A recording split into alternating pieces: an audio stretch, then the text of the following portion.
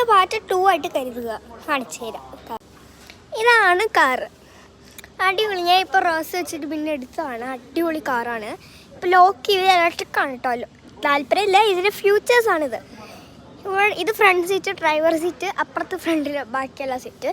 Okay, നമ്മൾ നാളെ തന്നെ ഇതും കൊണ്ട് ഒരിടത്ത് പോകുന്നുണ്ട്. അപ്പോൾ അടിപൊളി ഫ്യൂച്ചറാണ് ഇതിനുള്ളത്.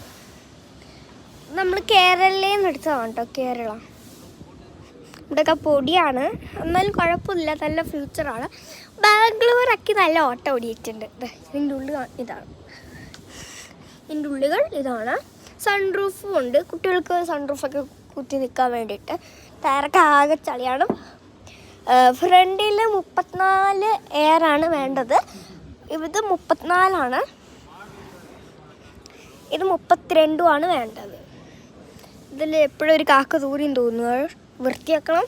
സർവീസ് ചെയ്ത് കുറച്ച് ആളുകൾ, കാരണം ലോറി വന്ന് ഇടിച്ചിട്ടതേ ലെഫ്റ്റിലോ റൈറ്റിലോ ഏതോ ഒരു നമ്പർ ഈ ഒരു സാധനം ഇളകിപ്പോയി.